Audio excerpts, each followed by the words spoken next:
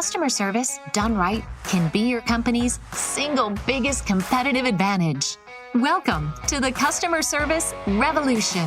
Join customer service authority and best-selling author John DiJulius as he interviews leaders who are revolutionizing their industries. This is more than a podcast, though. It's a movement. The Customer Service Revolution is a radical overthrow of conventional business mentality designed to transform what customers and employees experience. If you're a revolutionary customer service leader who's ready to stop competing on price and obsessed with building a brand that people cannot live without, this podcast is for you. Is your business looking for top talent to join your team? What if instead the cream of the crop was looking for you? The best employees look for the best employers, the ones who can provide an experience that they want to be a part of. The challenge is, managing an employee experience like that can be complicated. It's a collective effort that involves HR professionals, people managers, dedicated employee experience teams, senior leadership, and cross-functional collaboration to create a positive, engaging, and supportive work environment for employees. However, you can simplify all that if you know about the systems used by top workplaces and how to create and implement your own crave-worthy signature employee experience. And that is exactly what the DiJulius Group guides you to do in the Employee Experience Executive Academy. Wondering who to send? Well, now all your culture-creating leaders can enroll together in the Employee Experience Executive Academy to actively work on building and implementing the systems to provide an employee experience that sets your business apart. Contact Claudia at the DiJulius Group to find out about special team pricing when enrolling multiple students. See you in class.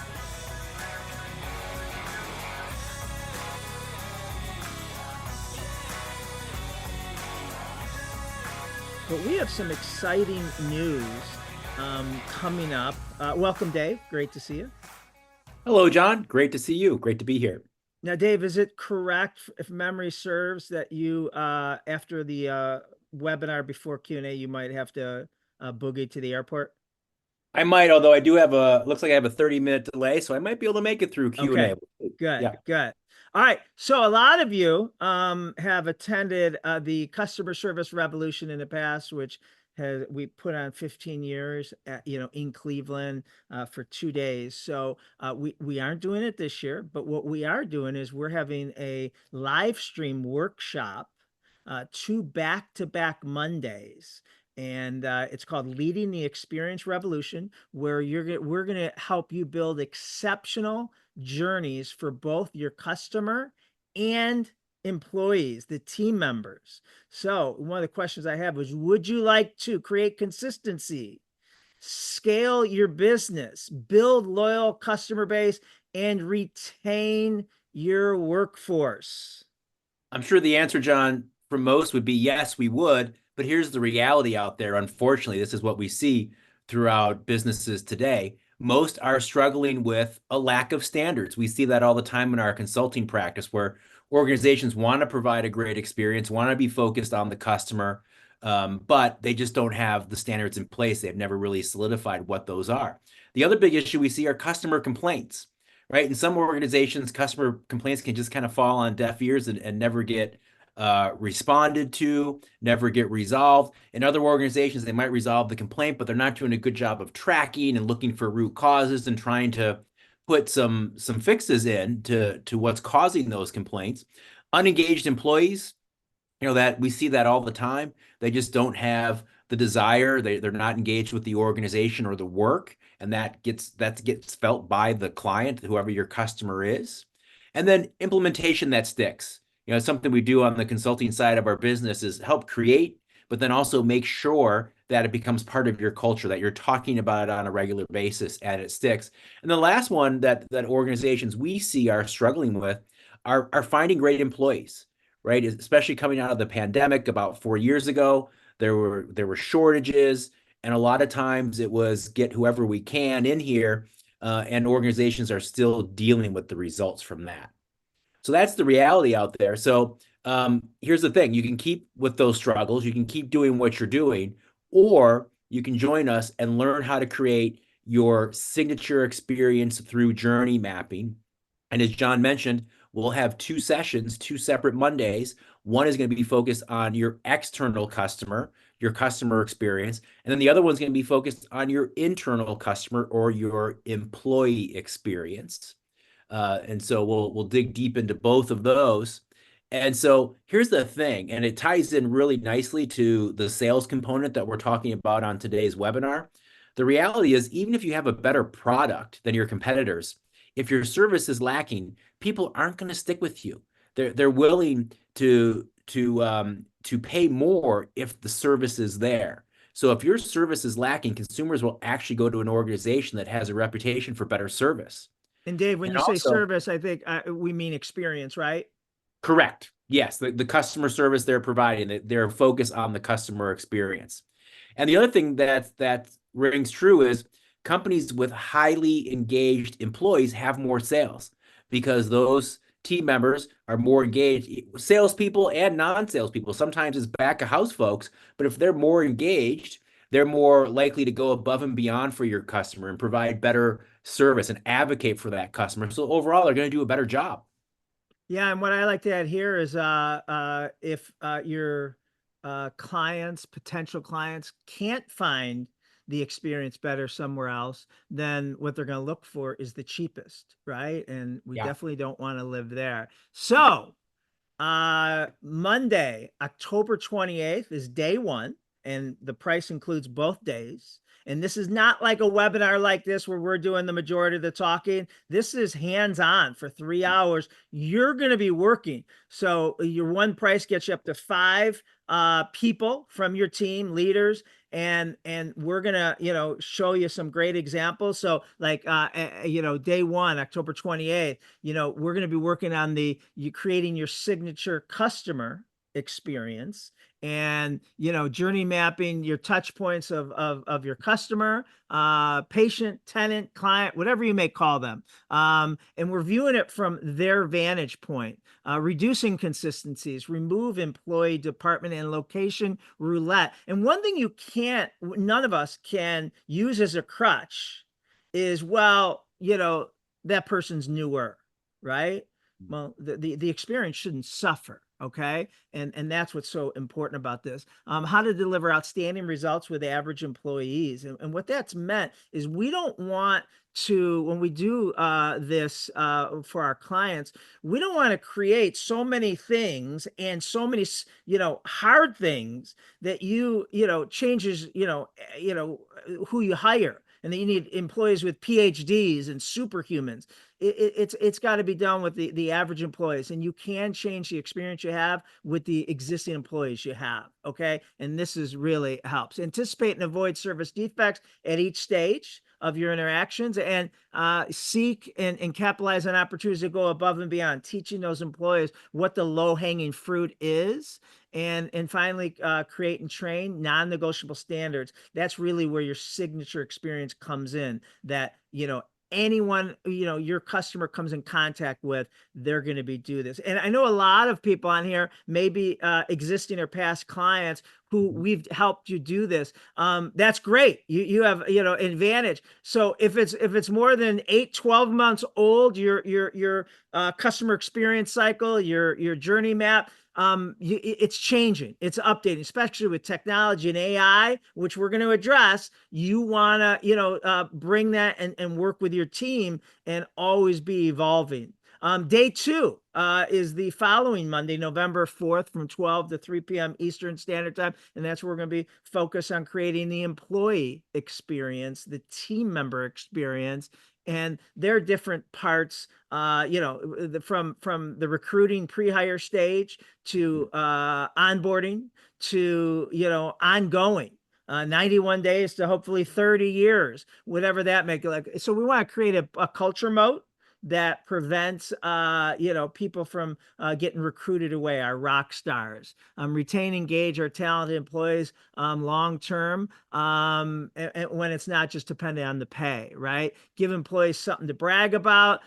Be an obsessively positive and grateful leader. Reduce turnover. Increase employee morale. Instill purpose in your team. So, and then finally, both Mondays, we are going to wrap up with, again, this is intensive. You're going to go into your breakouts with your team. And if you're, by yourself, you're going to go into breakouts with other people, and you're going to work on this. And then me and Dave are going to come into your breakouts and find out how you're doing and help. And this is very interactive.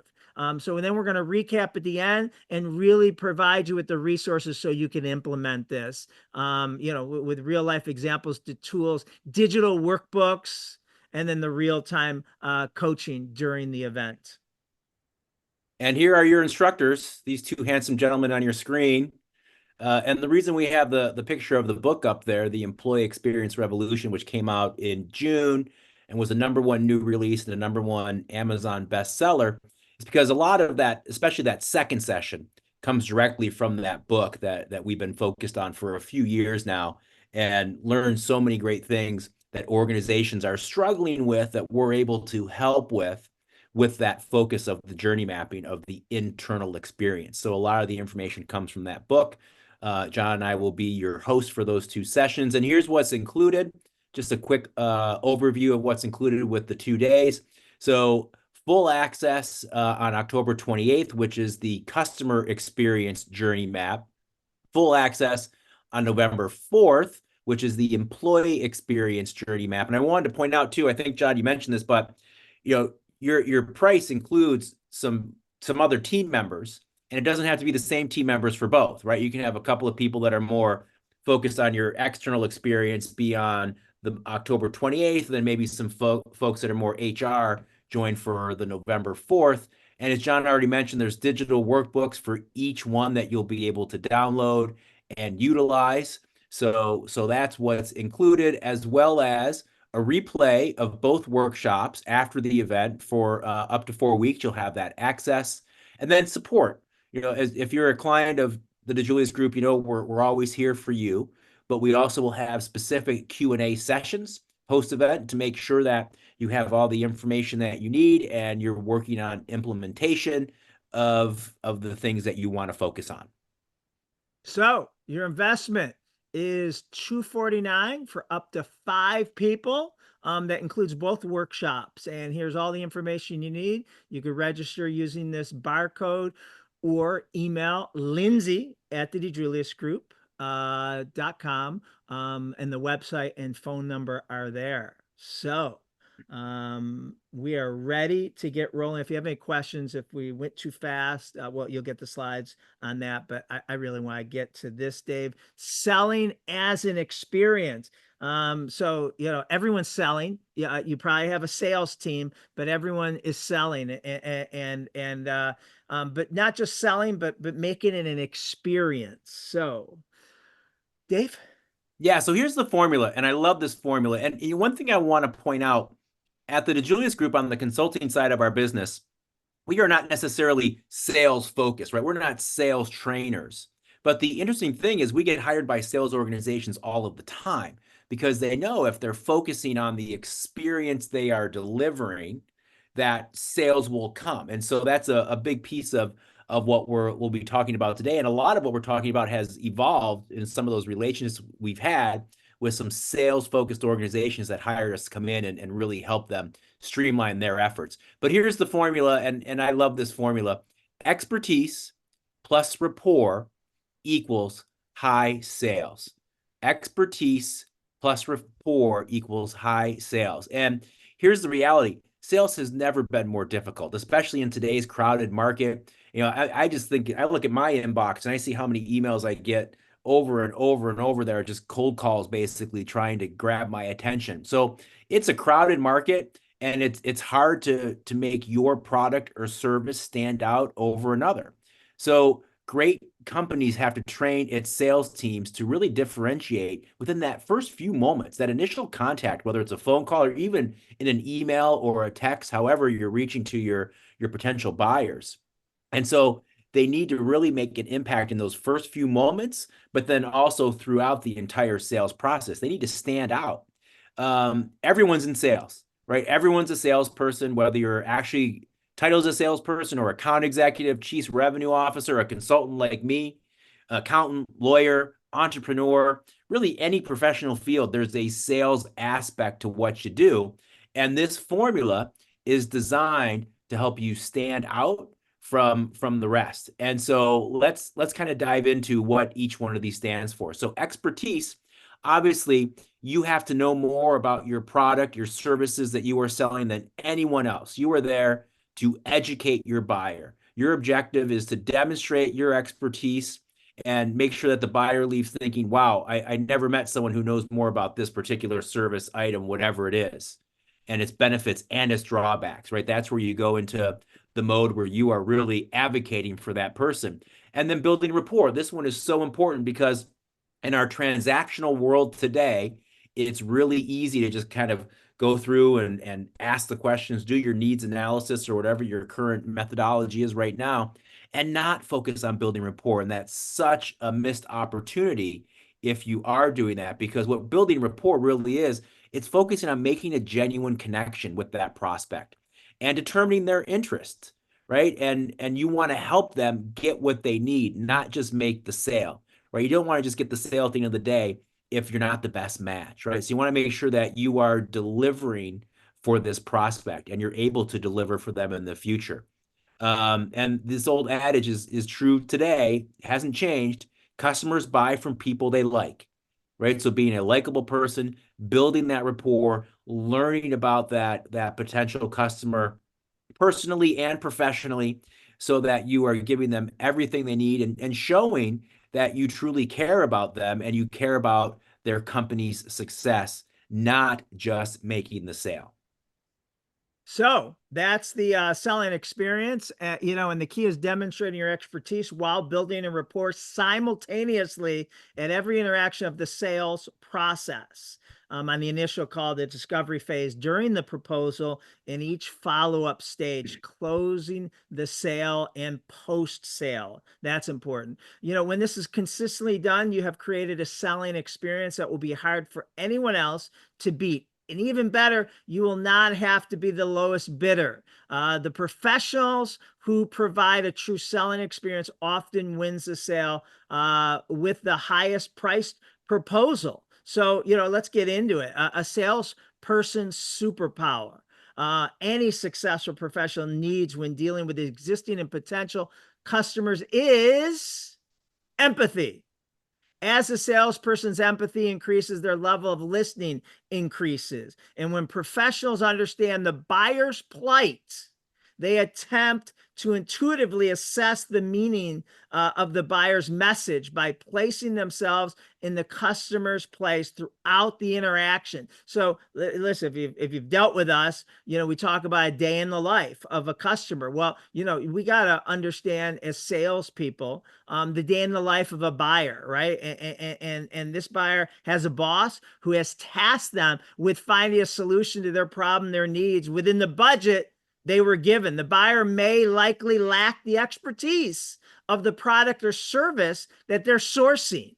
Being uneducated in a certain area can be frustrating. The buyer may need to have answers for their boss in a quick turnaround. Slow response times from salespeople can be frustrating. The buyer may have a bad taste when dealing with salespeople, and every company they are researching and talking to sounds the same. So all these are potential professional stresses in the buyer's day, on top of the possible personal issues that they may be having with their kids, finances, aging parents, etc.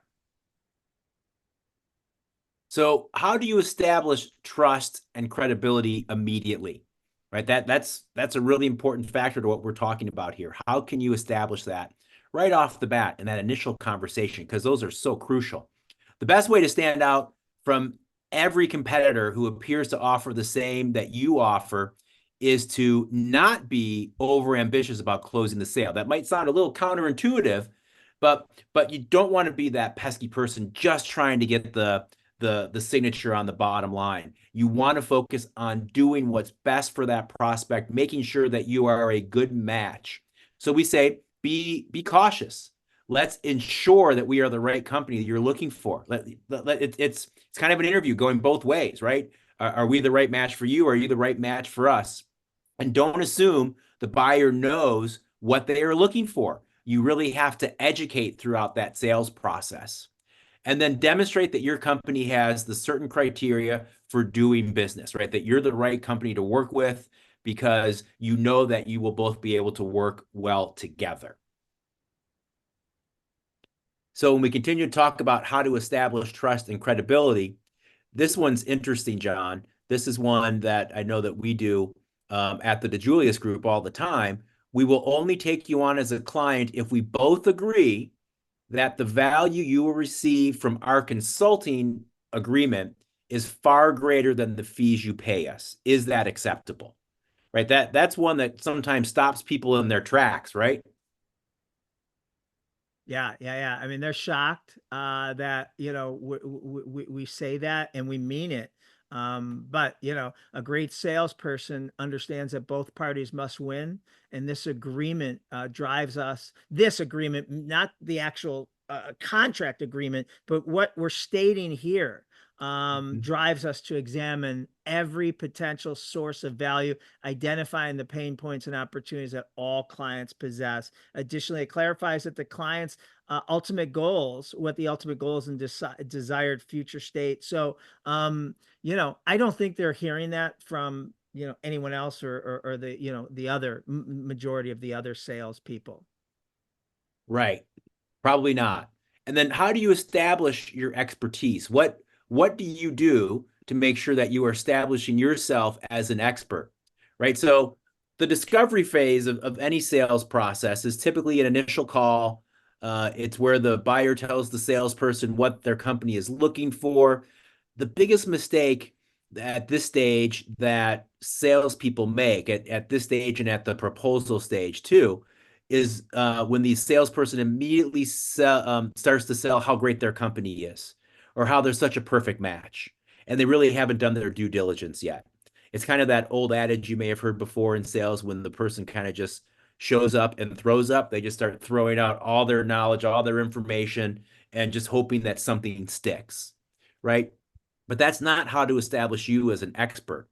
You got to make sure that you are the perfect match for their needs and that the well-known clients that you have worked with, right? So that's how you start to establish your credibility.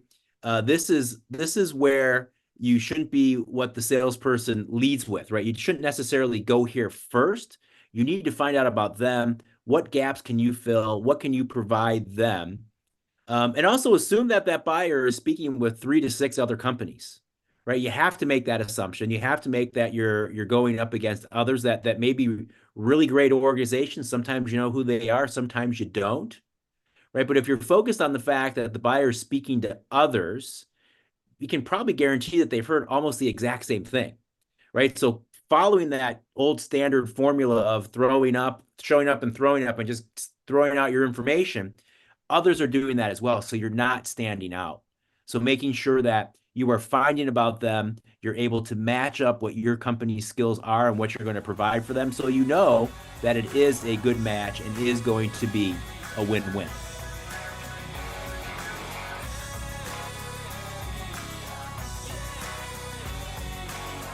If you enjoy what you're learning on the Customer Service Revolution podcast, you'll love our weekly newsletter, The E-Service. It's full of great customer experience tips and stories, includes special offers, webinars, and more each week.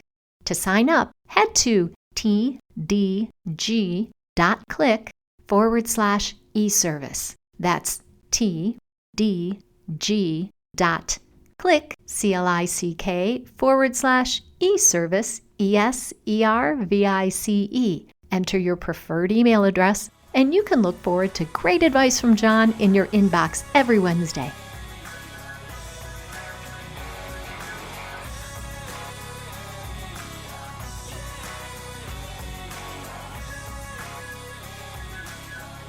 So, sticking around on the learning, which is the first part of the discovery call, the sales professional should, not be doing any of the talking.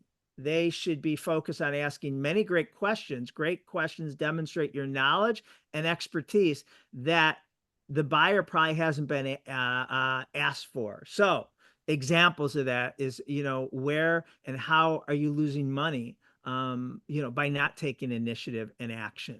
Have you tried fixing this in the past? If so, why didn't that work? Do you have any senior leadership? Do you have senior leadership's unwavering support for this project?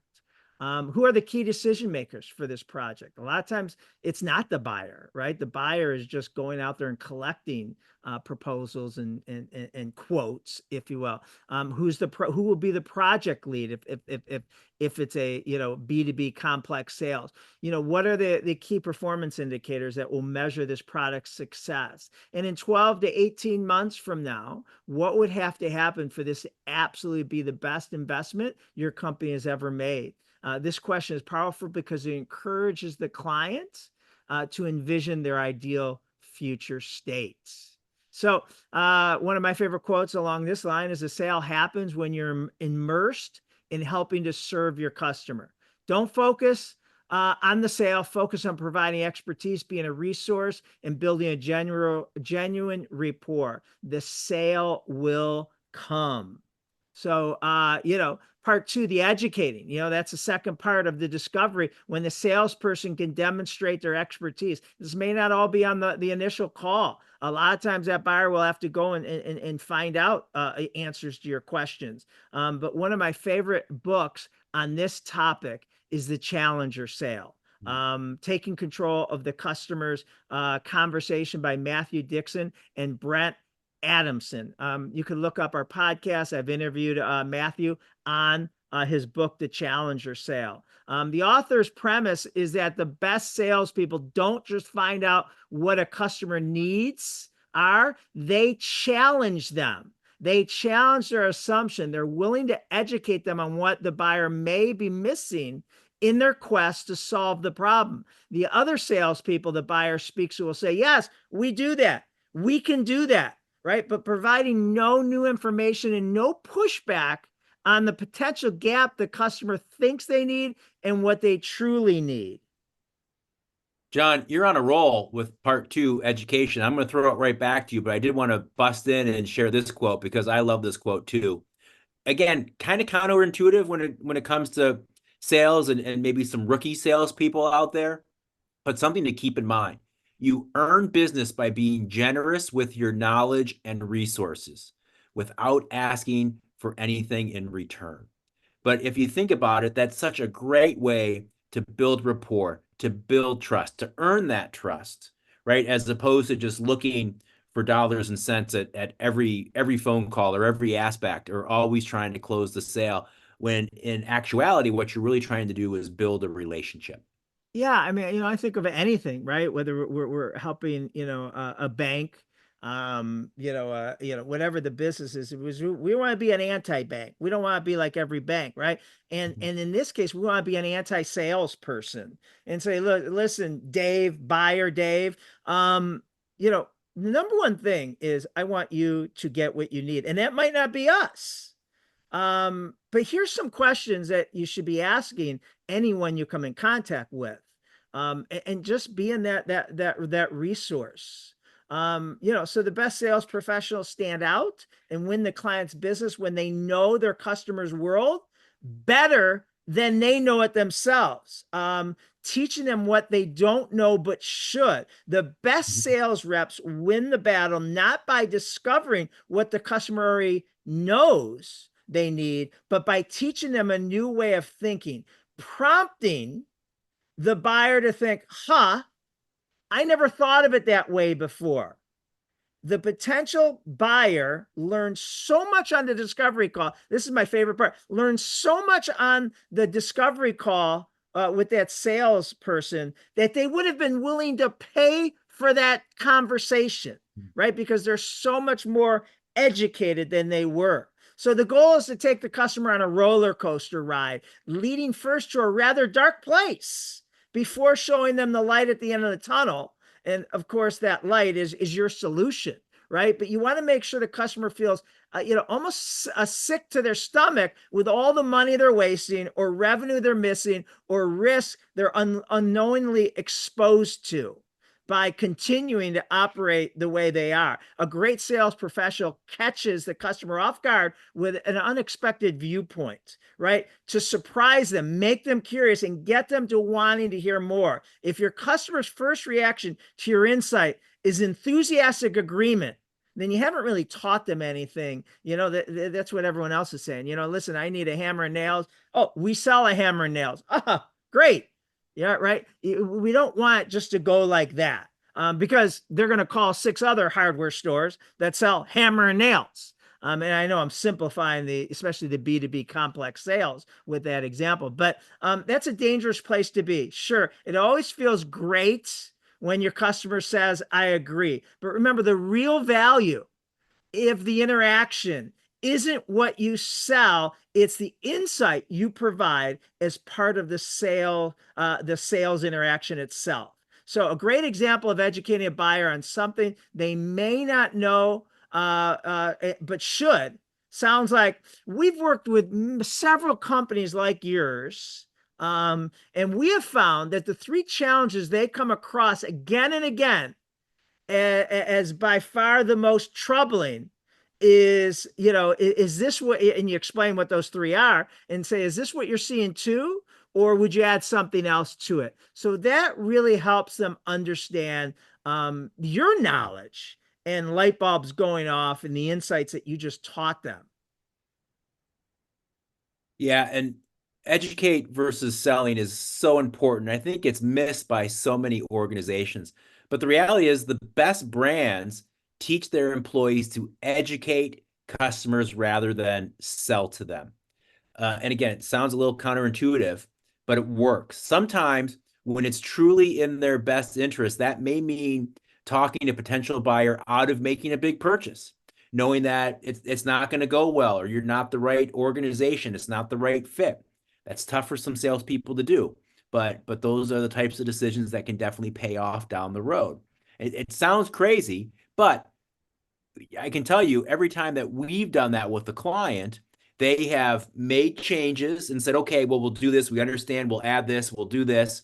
And a lot of times they wind up spending more with us because we have proven to them that our number one priority is their best interest and their results, not just capitalizing on one sale.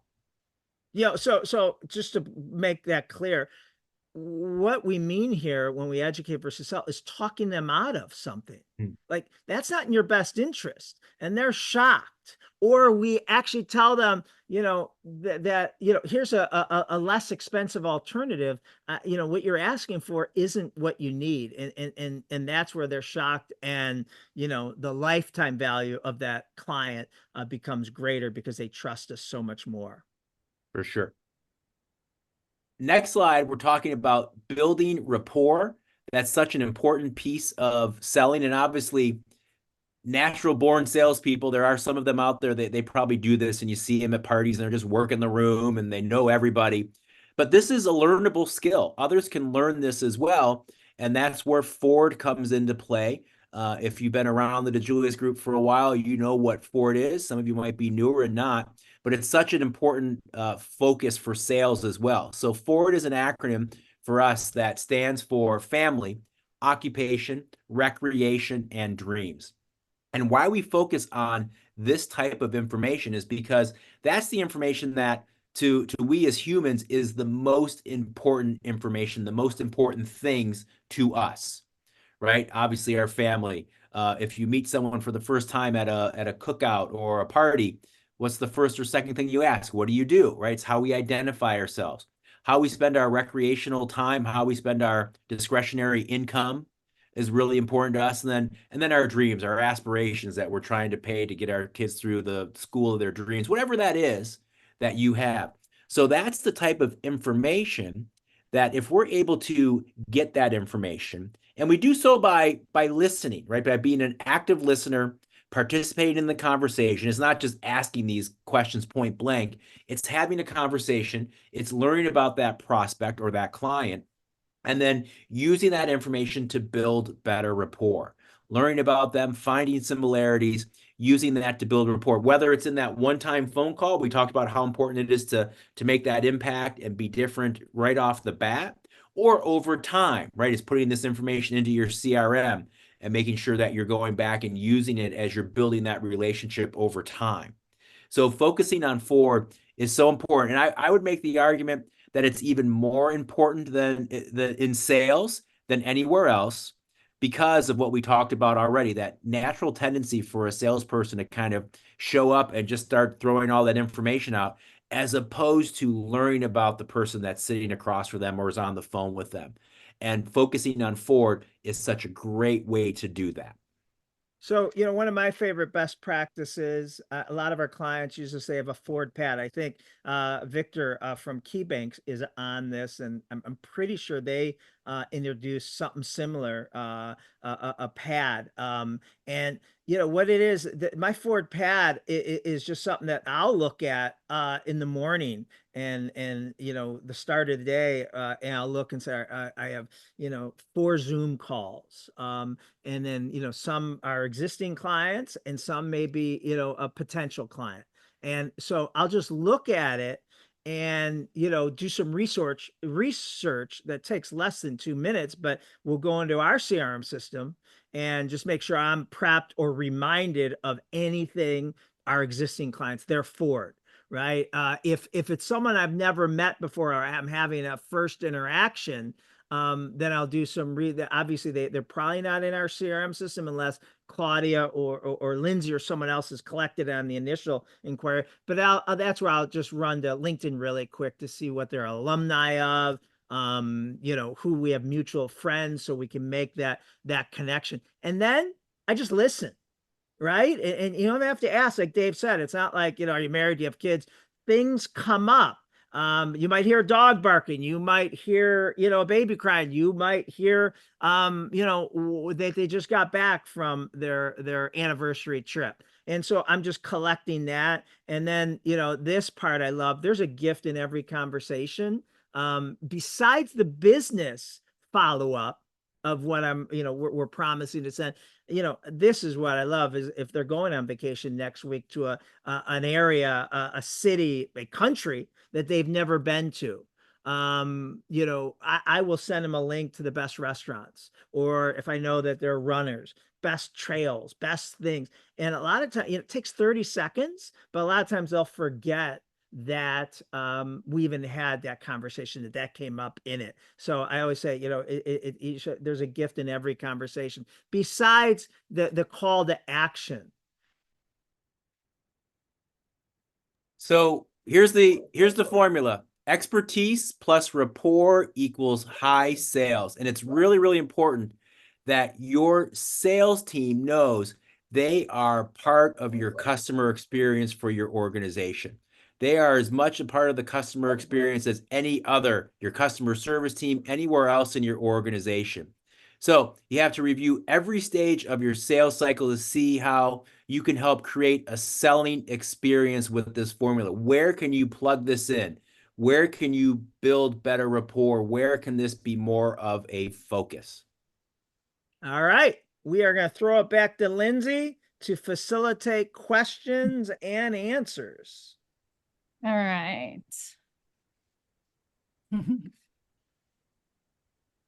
Oh, perfect. I'm waiting to see if anything's coming through. We'll give them like another minute here.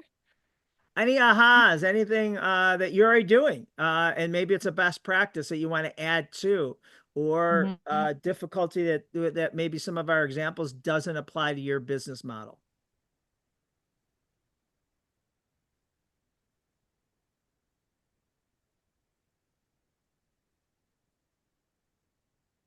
Thank you, Kristen. Said, yeah, excited about that. Fantastic. We're excited to have you join us. Brooke said they've been using Ford mindfully with their leaders the past few weeks and have made it's made such an impact already. That's exactly what it's supposed to do. So that's wonderful. Thank you for sharing that.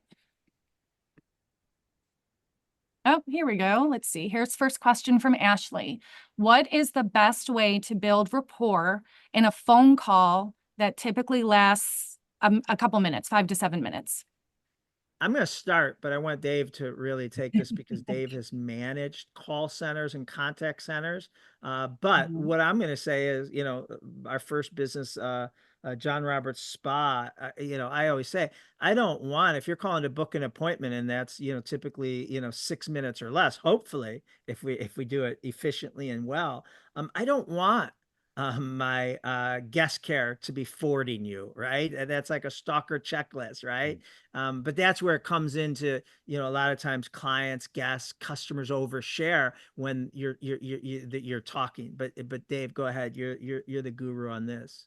Yeah, I agree with that sentiment, John, 100%.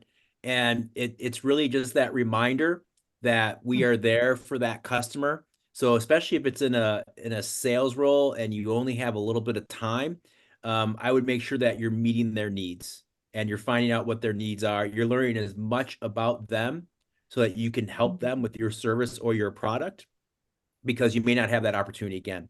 So learning as much about them, looking for ways to make that impact. And here's something else, especially on the phone, we always talk about smiling and how important that is. It's cliche, but it's important. So reminding your team members to smile, reminding your team members to use that person's name, because that's such a great way to build rapport as well. So get the name, use their name in the conversation, and making sure that you're asking some questions and getting them talking with some answers, as opposed to just throwing all that information out like we talked before. The other thing, Ashley, to your question is, depending on, if you have a CRM system, and these are existing past customers calling up, you can click on, in our world with the DiJulius group, we could say, oh, how's your fall in Chicago going? Right? That's using Ford, that we know you're from Chicago. In the salon and spa, just referencing, looking up at their history and seeing that they got highlights last month, and just, making a quick note. Did you enjoy your highlights? Did anybody notice your highlights? Right? None of this should add 10 seconds to that interaction. Yeah. All right. Any other questions anyone has while we have? Oh, here we go. Perfect. All right, Victor. We have found that it's a balance while building authentic rapport with clients while staying focused on meeting sales goals. What tips can you find? What tips can you find to make sure there's a balance in integrating both? Or what tips can you suggest? Dave? So I think it's an important balance, right? Because salespeople do have to be selling, but again, that natural inclination, nerves kick in, and we become so product driven and so product focused. And maybe it's kind of that desire to show that we're smart, and that's a way to build credibility. But in actuality, learning about that customer and learning about their needs is really the best way to go about it. So I think it's important to set up a system that you find that works for your organization. But I would always recommend leading with learning about that customer first, as opposed to starting with products, right? So ask some questions, learn about them. Maybe you can work in a product or a service, and then ask some more questions. It's really a little bit like a dance, if you will, where you're kind of going back and forth. But the natural tendency for so many sales folks, especially newer ones, is to get all that out there and then let you pick what you want. But in a lot of cases, it's just pushing people away. Good. All right. Let's see. Brooke asks, how do you deal with a disengagement or burnout within a team? And what are the first steps to re-engage someone? So, that's huge. And depending on if it's, contact center, call center, that's so I'm going to first open with that. We always got to be providing how the job they do, impacts the customer. And a lot of times, the salespeople, a lot of time, the external salespeople. the consultant, the hairdresser, whoever is the mortgage lender gets all the recognition because they, are out there and they close the sales, but the support people don't. And so we got to make sure that we're showing the part that they play. Another really good one, if it comes to contact centers, call centers, whatever that may look like, is asking for their feedback. I mean, no one knows better. It's almost as good as asking, doing a focus group with your customers. The difference is you have a 24/7 availability to your contact center, where it's a little, you got to hope that your customers are willing to, just fill out surveys or whatever the motto you're using. But if something's wrong with our website right now, our contact center knows, because a customer called up and said, listen, I tried to, and I couldn't, and so I'm calling you to book an appointment or to order that product or whatever that may be. Too often, right, the customer service rep says, oh, let me take care of that for you, which is nice, but they're not communicating with management that the product or the appointment part of the website is down. So, we try to, constantly communicate focus groups, but also give them vehicles to tell us, what are the customers telling you? What is frustrating them? And they feel like more ambassadors of the company than just people that, are doing the same tasks over and over again. Dave, I don't know if you have anything to add there. Yeah, I was just going to add the other thing that comes to my mind too is, that's where we have to come in as leaders and make sure that we're doing those things internally, kind of like what we talked about that we have coming up in our session. The second session, when we do the employee experience journey mapping, making sure that our leaders are providing that support. They're focused on building that rapport, building those relationships. And Brooke, I know that you have a focus on that, because we did some work together. We did some great things on kind of that ongoing employee experience, but it takes time too, right? For a lot of managers or leaders, there's a learning curve, right? They didn't learn that in business school, and they're maybe a little too focused on production and results and not supporting and engaging their team. So we can help put the pieces in place to solve that, but then there's a learning curve, and your leaders have to be accountable to do it. Awesome. Nice. Okay. I think I'm waiting to see if any last ones pop in, but I think we got through all of our questions. Let's see here. Okay. So just to wrap up, again, just so everyone knows, I will be sending a follow-up email later on today, which will include the copy of the recording, the slide deck that they presented, and additional resources from the DiJulius group, including our live stream workshops that'll be held in October and November. So additional information on all of those will be coming your way. If you haven't already and would like to, our next virtual webinar series will take place 2 weeks from today. It's Thursday, October 10th, 1 p.m. Eastern again. And we're going to be hearing on how to turn your contact center into a relationship center. So definitely one you don't want to miss. Dave, John, any last minute? No, I enjoyed this. Thank you for the engagement. And Dave, I know you got to get to the airport. I do, but happy selling, everybody. Yeah. Thanks, Lindsay. Thank you, guys. Take care. Bye.